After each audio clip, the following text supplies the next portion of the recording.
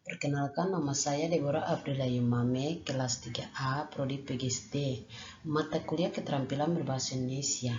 Di sini saya akan bahas tentang kegiatan belajar 2 dan 3, yaitu aspek keterampilan berbahasa dan hubungan antara keterampilan berbahasa.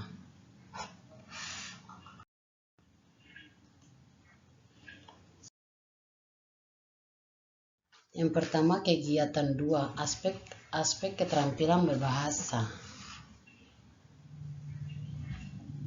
Dibagi atas 4. Yang pertama, A, mendengar atau menyimak.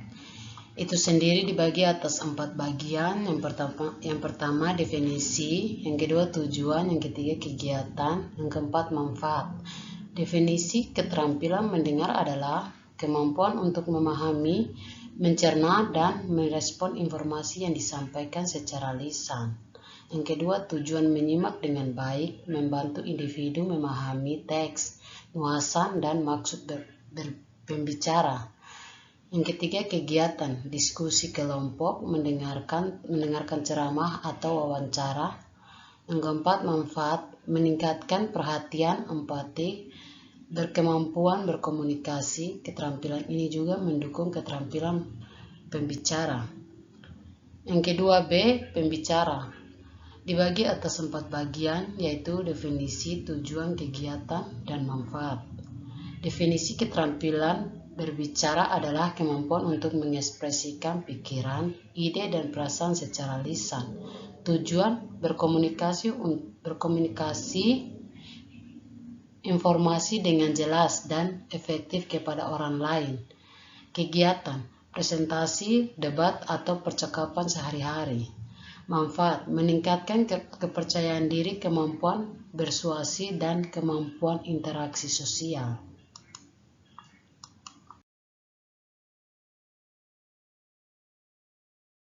Ketiga atau C, membaca. Dibagi atas 4 bagian, yaitu definisi, tujuan, kegiatan, dan manfaat. Definisi keterampilan membaca adalah kemampuan untuk memahami dan menganalisis teks tertulis. Tujuan, mengakses informasi, ide, dan berbagai perspektif dari teks. Kegiatan, membaca buku, artikel, atau materi akademik. Manfaat, meningkatkan kosakata, memahami terhadap struktur bahasa, dan kemampuan berpikir kritis. Yang keempat atau D, menulis. Dibagi atas 3 bagian, yaitu definisi, tujuan, dan kegiatan. Definisi keterampilan menulis adalah kemampuan untuk menyampaikan ide dan informasi secara tertulis. Tujuan, mengkomunikasikan pikiran dengan jelas dan struktur melalui tulisan. Kegiatan, menulis esai, laporan, atau jurnal pribadi. Di sini akan masuk pada kegiatan yang ketiga, yaitu hubungan antara keterampilan berbahasa. Dibagi atas 4 bagian. Yang pertama, A, hubungan berbicara dan menyimak. Itu sendiri dibagi atas 2, yaitu memahami konteks. Keterampilan menyimak yang baik memungkinkan seseorang untuk memahami konteks dan informasi yang disampaikan oleh orang lain. Hal ini sangat penting dengan berbicara karena membantu individu merespon dengan tepat. Yang kedua, responsif. Saat berbicara, kemampuan untuk mendengar dan memahami pendapat atau argumen orang lain mempengaruhi kualitas komunikasi. Misalnya, mendengarkan dan dengan seksama memungkinkan kita memberi tanggapan yang relevan dan membangun dialog yang konstruktif. Yang kedua, yaitu B, hubungan menyimak dengan membaca. Dibagi atas 2 bagian, yaitu yang pertama, meningkatkan pemahaman. Keterampilan menyimak yang baik dapat meningkatkan kemampuan membaca. Ketika seseorang terbiasa mendengarkan informasi dengan baik, mereka cenderung memahami teks yang dibaca dengan lebih baik. Yang kedua, kosakata dan struktur. Meningkatkan percakapan atau mempresentasi yang baik dapat memperkaya kosakata dan pemahaman struktur bahasa yang kemudian dapat diterapkan saat membaca berbagai jenis teks.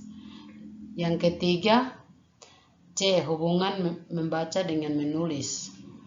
Dibagi atas dua bagian, yaitu sumber inspirasi membaca, memberikan ide, informasi, dan perspektif baru yang dapat digunakan dalam menulis. Pemahaman terhadap berbagai gaya dan teknik penulisan juga diperoleh dari pembaca. Yang kedua, penguasaan struktur. Dengan membaca, penulisan belajar bagaimana penyusun kalimat, paragraf, dan teks secara keseluruhan. Ini membantu dalam meningkatkan kualitas tulisan, baik dari segi kata, bahasa, maupun alur cerita. Yang keempat atau D, hubungan menulis dengan berbicara. Dibagi atas dua bagian. Yang pertama, ekspresi ide. Keterampilan menulis yang baik membantu seseorang menyusun ide dengan jelas, yang kemudian dapat dipresentasikan saat berbicara. Penulisan yang terstruktur memudahkan dalam menyampaikan informasi secara lisan. Yang kedua, persiapan komunikasi. Penulis catatan atau skrip sebelum berbicara dapat meningkatkan kepercayaan diri dan membantu dalam menyampaikan pesan dengan lebih efektif. Ini juga memberikan kesempatan untuk merumuskan argumen yang kuat sebelum berinteraksi secara langsung. Baik, sekian dari presentasi saya. Sekian dan terima kasih. Selamat pagi.